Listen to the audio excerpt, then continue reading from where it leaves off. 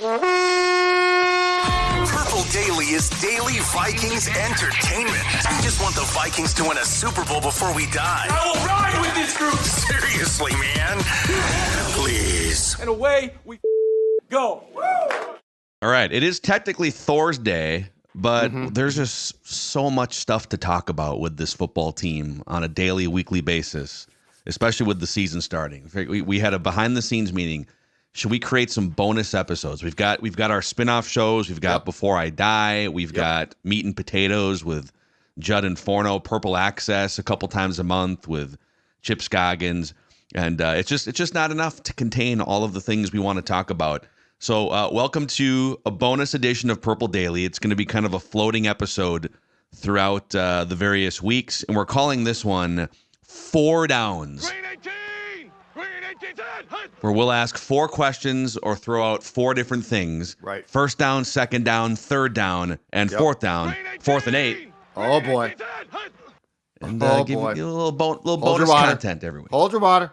Hold your water. Everybody hold your water. And so I've got four things for us here, Judd Zolgad. Yes. But Prize Picks is ready and frothing at the app. So tonight, we've got football tonight, obviously the Purple play this weekend, and you can now win up to 100 times your money on Prize Picks with as little as 4 correct picks. Here's how it works. You select between 2 and 6 players. You pick more or less on their projected stats, and you place your entry. So I'm just going through more or less on Justin Jefferson for Sunday, 81.5. That feels disrespectful. I mean, that dude racked up 200 yards with Nick Mullins. I think I'm going more on the 81. Yeah, I think that's based on the QB, but you're right. But of course, Nick just aired the ball out. That's my point. Nick's got no conscience. So I'm looking forward to a season with Prize Picks. You can download the Prize Picks app today. Use the code PURPLEDAILY and get $50 instantly when you play $5. That's code PURPLEDAILY on Prize Picks to get $50 instantly when you play $5. Prize Picks, run your game. Everybody hold your water. First down. I want you to think about the Vikings roster and coaching staff and give me a player or coach or two. Which player or coach or multiple do you think will see his stock rise the most in 2024? I'm going to go with coach. First-year coach. Josh McCown. I think his stock is going to rise because of this. If Sam Darnold has success, then the reality is 2 people on the coaching staff, I think, get the most credit. O'Connell, for sure. He would deserve it. McCown, I think, is second, though. And this was a guy who, when he went from playing to retirement, was, I believe, the Houston Texans sniffed around him immediately for their head coaching job. Now, it's remarkable how low profile he has tried to hold this summer and into training camp. He has done very little press. I believe Alec Lewis talked to him a few weeks ago for a story, or a month ago. I know he's talked to a couple of folks, but like when you think about it, you sort of forget he's there. Like his name's not in the paper constantly. You don't hear it a lot. But I mean, this was a guy who was brought in to do 2 things. One, he played with Darnold. So he's definitely there for Sam. More importantly, he's there for McCarthy. But I think if Darnold succeeds, you are going to have a lot of people saying, hold on, let's take a step back. Why did he succeed? Why did it get good? O'Connell will get credit, but McCown, I think, is second. So I could see him easily being a coordinator next year and very much on a fast track to head coaching. The only thing is he'd probably have to do a little bit more publicity for himself. But I mean, if Darnold, statistically is good, there's going to be a lot of people, I think, that look at that and say, okay, that's really intriguing. Why? And I think that the quarterback coach is going to get some of the credit. You bring up the point about, because it was Houston, right? He was like a finalist for the Texans. It was weird. But he went from retiring as a backup quarterback. Have there been any other similar examples? And the Texans have had kind of a weird organization at times where they'll make some weird. They hired Lovie Smith out of the blue, like 5 years ago. Yes. Didn't Lovie get hired over McCown? That might have been it. Or was it David Culley, the guy that spent a year there, who was just an assistant from Baltimore? Yeah, that was. But anyway, that it was weird. all around the same time period, and it was all odd. But it shows you just what people think about him around the league. Can you think of any other examples where a player has retired in the NBA? It happens sometimes, like Chauncey Billups gets some steam or Right. whatever. Right. But I don't. Usually, you have to pay your dues over the course of X amount of years or a handful of years. Right. I'm with you. I think his stock goes up. I'll give you a couple other ones. I think Kevin O'Connell could see his stock rise a lot because right now, Sure. people still praise him for the 13 wins a couple years ago. But last year, I think most people understand just how crazy the circumstances were when you're bringing in Josh Dobbs off the street, Jaron Hall, 5th-round rookie. I mean, you had guys that were wildly unprepared, and they lost some games.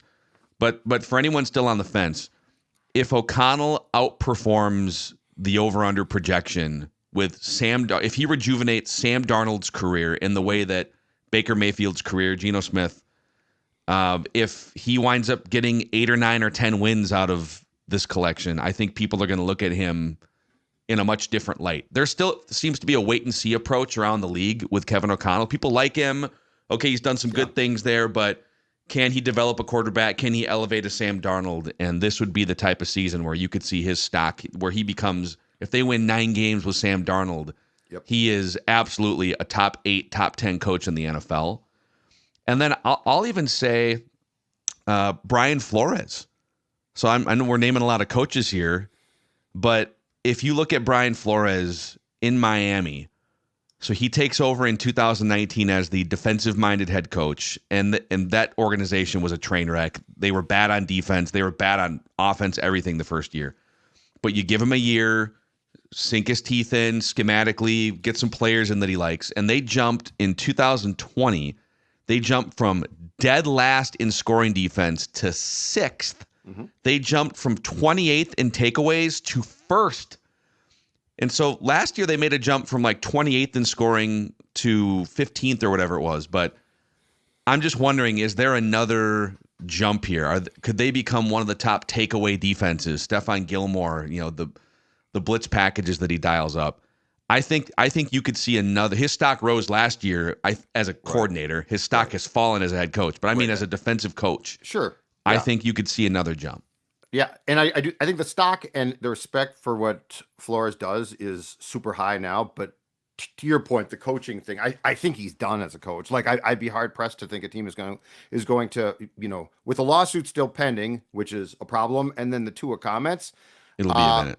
But on O'Connell, yeah, and this is why I think it's interesting to tie Kwesi and O'Connell together contractually and make them wait, because the benefit for O'Connell is this. If they win 10 games and you're O'Connell and the Wilfs, the season's done now. And now they're like, oh, let's talk contract. And you're like, yeah, let's talk contract. His price is going up. Like, that's the thing is I'm surprised that they're willing to risk that. Like, I would sign him to a 3-year extension right now, lock him in at a price. It's not that I'm afraid he's necessarily going to leave. I'm more concerned of, if they don't play well, it's not a shocker. Like, unless they just completely collapse, which I don't expect, right? Mm-hmm. But if they do play well, I think O'Connell and his agents, his representation, have a really good case to say, oh, okay, that's cool. You chose to wait. You just backed into, we are now charging you more, the price point. So that's why that's my bottom line of why I'm surprised they just don't extend him now. I mean, it doesn't count toward the salary cap, so you're being kind of a Wilf pocket protector in this case. But I'm being illogical. Like, I'm saying, if Kwesi's like, well, I didn't get an extension, it's like, dude, this is the National Football League. Like we don't have to do that. Do you think they're worried about? Because we don't know what they're. I'm sure we're right about this, but I think they view O'Connell here and Kwesi. They're still sort of waiting to see on. But do you think they would let that gap in perception, if it doesn't indeed exist, prevent them from giving O'Connell an extension first? Because that is something you'd have to consider as an ownership group. Are we like creating a rift behind the scenes if we anoint one guy for the next 4 years, but make the other guy go through another draft? I know, like, on your couch as a fan, it's easy to say, hell yeah. But I think internal workings, it could be an issue. I think they're concerned about this, but I've never understood this need to, like, tie the GM and coach together at the hip, as we saw with Zim and Spielman, who in 2014 were tied together at the hip. At some point, those relationships often become untethered. Yeah. So yes, I think you are right. I think that's exactly why they're not doing it. But I'm just saying from a standpoint of this is going to be the guy to develop McCarthy. He is not going anywhere. He is going to develop, so you didn't draft McCarthy to fire the coach or to not extend him. So I guess my point is, and Kwesi also, Phil, he's an interesting hire as a GM because it certainly is not what we consider to be the orthodox, right? GM, hey, it's just, football guy. He is a guy who you took a chance on.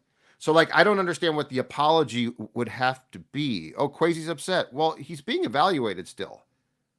O'Connell is there every day. He is shown, and this is not Kwesi's fault, but O'Connell is front facing every day. He's done a great job with that.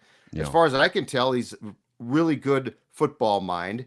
You demanded a new culture. He's done that. So I'm just saying, I think this need to be like, well, we can't do one if we don't. No, you can do one. It's okay. Yeah. Some other potential stock risers. I mean, Sam Darnold, obvious one. Yep. And I would say a sneaky one. We saw some flashes from Ty Chandler last year. Aaron Jones is likely to get the majority of the carries, but with Aaron Jones' age and injury history, if he misses a month with something, I could see Ty Chandler's stock go pretty far up, just kind of carrying over from when he took over for Alexander Madison last year. I'll give you one from the wide receiver core, Tristan Jackson. Addison's hurt right now. I think he's going to play on Sunday. Naylor, I have a bigger question about. O'Connell confirmed, and I think it was last week, they scrimmaged on Thursday. That's when Jalen hurt his ankle. And O'Connell specifically said that Jalen is a few days behind Jordan. Well, it's game week. It's go time. So, and if Jordan gets suspended during the season, which is plausible for his off the field transgressions, Naylor's a big question mark on just staying on the damn field. So like if they get into a pinch and it's like, and Brandon Powell brings what he brings. Like he's not going to become this different. Oh my God, now he's catching all these passes, right? I could see Tristan Jackson. I could see his learning curve being accelerated, and everything I saw in training camp, I think there's something there. Yeah. So Jalen Naylor, man, like the biggest question was, can he stay healthy? And he makes it all the way to and he gets hurt in September, basically, practice. And then steps in a pothole at practice. I don't know. Do we know what happened? Just twisted his No, ankle I have or no something? idea. And I'm just surmising. So before they took the weekend off, O'Connell put them through like a scrimmage, right? Like situational and stuff on Thursday. And that's my only guess is he got hurt during that. But you're right. It's just like, you got him through training camp, right? It's going to be a new season. Jalen Naylor's going to stay healthy, and then he gets hurt. So Wow. that's always going to be a factor with him until he proves it won't be. Okay, second down. Green 18! Green 18! Which Vikings player or coach will see his stock fall the most in 2024? Well, I'm going to go with the player that they've signed, and he is atop the depth chart right now on the defensive line. First round pick, I believe, of the Chargers originally. Then was with the Raiders last year, Jerry Tillery, who got hurt during training camp. But here's why I think his stock might fall. One is like with Darnold, who is a big time because he was top 3 pick. But this is a former first round pick who is really bounced around now. And I love that the Vikings kept some really good young players from the defensive line on the 53. I could easily see, because Flores has no time for BS, and I don't think he cares who you are or what round you came in. So I could see a scenario where, a Levi Drake Rodriguez shoots up the depth chart. Yeah. So it's not that we have great expectations for Tillery, but as we speak right now, he is a starter. I could see him being supplanted because they have guys behind him who, to use a sports cliche, they want it. There's 3 guys. Yeah, I mean, there's the stock doesn't have to fall all that far. That's what I'm saying. Tillery or Bullard, right? Yeah, but they're starters right now. But Taki Taimani, Levi Drake Rodriguez, Jalen Redmond, these guys were all undrafted in the last couple of years. They're all young. They've obviously shown enough to make the roster. Levi Drake Rodriguez has probably flashed the most out of all three of these guys with just his motor. So, and I'll sort of piggyback off something you said on first down. If Josh McCown is such a rising star as a coach, does the Wes Phillips stock fall? You know, he had the DUI earlier in last year. Does KOC have to make a decision of, hey, if we don't elevate Josh McCown to a coordinator job, we risk losing him to another franchise? Yeah, that would be a first world football problem to have. Right. But like it might be something to watch. Would Wes be fired and quit, or just like, I mean, if Wes became like run game, like if he got a title change, right? Like McCown became OC and Wes became run game coordinator or something. Like I don't think Wes's stock around the league would instantly mean, oh, the Vikings fired Wes, let's hire him as our OC. So I think you're right. I think you're onto something here. But I also could see where the decision is, hey, Wes, we're going to give you a title change. Josh, we're going to give you more money and a title change that makes you. So I could see that happening for sure, but working out fairly quickly because I don't think the league, much like with B-Flow, but for a different reason, I don't think the league is in a hurry to hire Wes either. Yeah. It just kind of, but there's so many things that could happen. Like if the offense sputters and they're looking for a scapegoat, Wes is an easy scapegoat, make a change there, even though Kevin calls the plays, it's Kevin's offense. But if things go really well and now McCown is getting credit, because that's John DeFilippo got credit as the quarterback's coach for Philadelphia like 7 years ago. It's what happens. You have to make a decision. Yep. Okay, over to third down. Green 18! Green 18! Third down is presented by the new Viking scratch ticket for 2024. The Minnesota Lottery. Let's go. Exactly right. And the new Viking scratch game from the Minnesota Lottery is the official scratch game of the Minnesota Vikings. You could win up to, get this, Phil Mackey, $100,000 or second chance prizes, including season tickets or an away game trip. That's officially exciting. Minnesota Lottery, I'm in. Must be 18 or older to play. You know, do the purple ever make you punch a hole through your drywall? Or maybe you have some other drywall or painting needs. I'm sure there's video out there.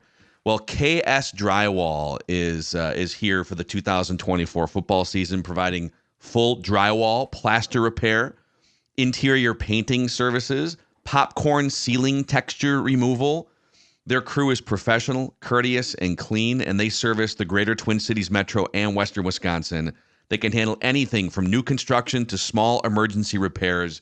No job is too big or too small for KS Drywall. And, on that popcorn ceiling texture removal, if you're putting your home on the market, maybe it's an older home, and that's kind of a 1950s, 1970s, 80s style. So stylistically and even just aesthetically and in some cases health-wise, you just want to make sure that you get rid of that popcorn ceiling texture if needed. And that's where KS Drywall comes in. KSDrywall.com to schedule a free estimate. You can also find them, KS Drywall, on Facebook, Instagram, and YouTube. Green 18! Green 18! Okay, third down. The Vikings depth chart came out, as it has to before the week 1 matchups. We're not going to go through the whole depth chart here, but what stands out to you on the Vikings official depth chart going into the season? Not a ton of things, but one thing that I thought was interesting, just because it was a point of clarification, is the cornerbacks. So what they put on the depth chart is the base defense, which means 2 corners, not 3. The nickel corner is officially a backup. And the starting corners, not surprisingly, Stephon Gilmore, but Byron Murphy Jr. is a starting boundary corner. And Shaq Griffin, who, of course, is a veteran coming off a shaky year, but was brought in and then unfortunately had a hamstring injury, I think, on the second day of camp. He is the third guy. So we are going to continue the rotation of when they go to the nickel defense, at least on Sunday from the outset, that Murphy slides inside, Griffin comes in. But I was curious, and I am curious if Murphy's going to maintain the boundary corner job all season long. So That was not a surprise, but it was clarified that Shaq Griffin is considered the third guy, although he will play outside in the nickel. I would say on that same position group, so Dwight McLaughlin was like third team with Fabian Moreau, Right. Caleb Evans and Shaq Griffin second team, but Shaq Griffin first team nickel. I think there's a chance Dwight McLaughlin at some point could just hop like two of these guys. I don't think they're going to throw an undrafted rookie in right away, but the way that he looked in training camp, making some plays, I don't know that a Caleb Evans has a stronghold on next man up. And if Shaq Griffin has attrition issues or age issues, whatever, Right. I think Gilmore's going to. I mean, Gilmore has played at a pretty high level. PFF has still liked him, even though he's been a one-team mercenary for the last 4 years. But even like Byron Murphy Jr. This is year 3 of that contract. If he struggles and PFF has not liked him at all in the last 2 years. Yeah, the team likes him way more than PFF does. That's for sure. Yeah. There's some climbing to be done here for Dwight McLaughlin. And you already talked about this with the defensive line.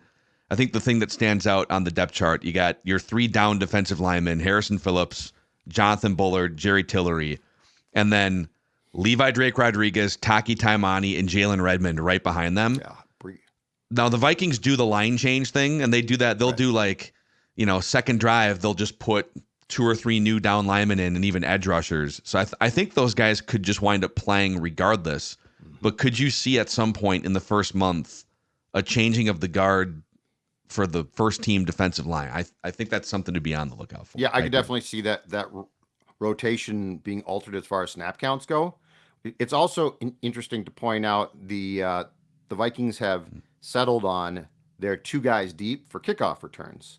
Ty Chandler, Brandon Powell. Chandler is the main guy. And this is what we talked about when this all started, because the kickoff now is essentially going to be like a run play. And in fact, sort of like a zone run play a lot. And Ty Chandler brings a very interesting dynamic there. I think the thing I'm most curious to see starting tonight, though, is the regular season approach to this play. Because I think we were fed a lot of garbage. Preseason, no one's going to show things. And the Vikings clearly didn't. I don't even know if Chandler was deep. I don't think he was once on kickoff. So this is going to be a play that I think it's going to be super intriguing. I also think it's going to be far more violent than people expect. Oh. Because you've got... Think about this.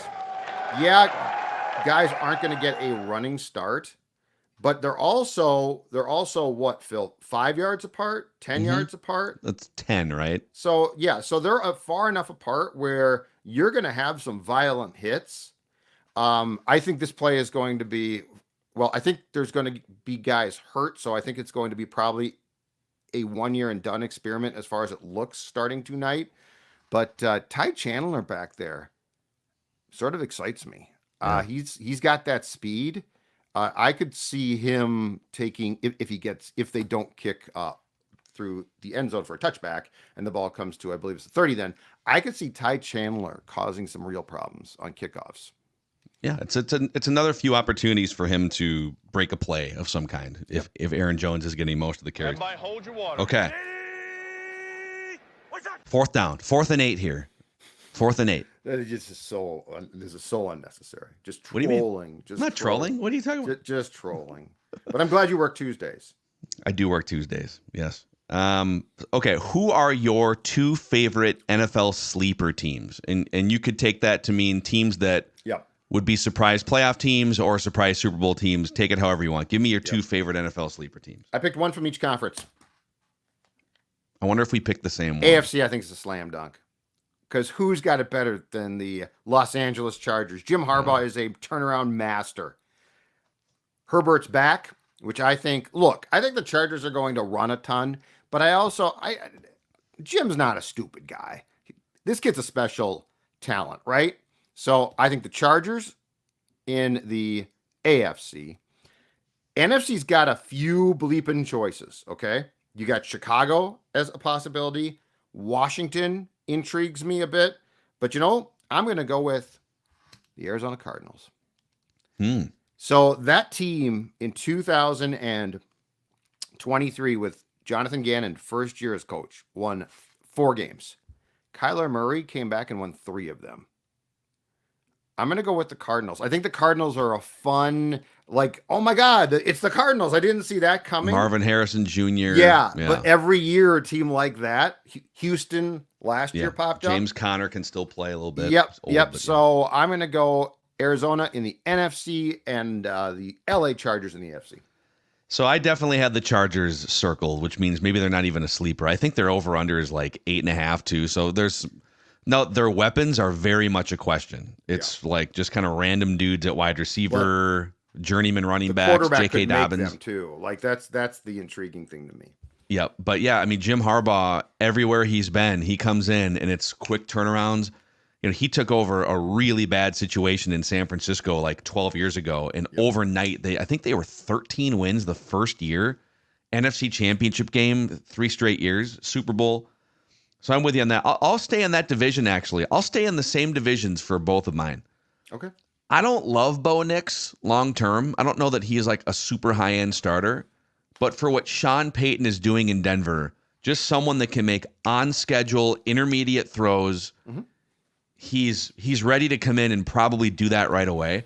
And Sean Payton, so the over-under I've seen is like 5.5, maybe 6.5 for Denver. Well, Sean Payton, they won 8 games last year with just over-the-hill Russell Wilson. His worst seasons with the Saints, with the worst defenses in the NFL, were still 7-win seasons back like 8 years ago. So Sean Payton, good enough, I think, to hit that over and maybe even flirt with a playoff spot for a Denver team that no one really expects. Mm-hmm. And then over in the NFC, same division, NFC West, I will say I think the Rams are a sleeper Super Bowl team, just with Sean McVay and Matthew Stafford. But the Seahawks, another team that not that many people are really giving credit to. Yep. They changed coaches. Pete Carroll, 73 years old, into the sunset. And they bring in Mike McDonald, 37-year-old Harbaugh tree coaching guy. Michael McDonald, yeah. I celebrate his whole catalog. Long way to go. That was his first speech to the team.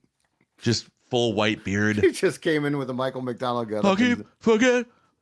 So he comes from the John Harbaugh coaching tree, but also spent a year with Jim Harbaugh at Michigan in 2021. Yep. He's a defensive guy, but we've seen D'Amico Ryans. There's some defensive guys that are working in the NFL right now. And the Seahawks, with Geno Smith as their quarterback the last 2 years, 9 wins both years. Jackson Smith and Jigba, DK Metcalf, Tyler Lockett. Mm-hmm. So they've got some weapons, a young defense, and a really hard place to play. So that's a team that not many people think are making the playoffs, because Niners and Rams, but keep an eye on them. So all right, there you go. 4 downs. 4 days of football, or 5 days, right? Thursday, Friday, college on Saturday. 5 days. Next 5 days are Christmas. Oh, on the first day of football, Roger Goodell gave to me the Chiefs and a Ravens party. Oh my gosh. It starts tonight. And Purple Daily. So be on the lookout today. We have a Purple Access today, right? And then we've got Thursday with a JJ McCarthy update. Feedback Friday, live, 10 a.m., Purple Daily YouTube channel. We've got our Purple Picks on Saturdays. And Vikings Vent Line is the place to be. It is the post-game show of note here on Purple Daily. So we are fired up for another football season. He's the sports dad, Judd. I am Phil. This is Daily Vikings Entertainment. We just want the Vikings to win a Super Bowl before we die.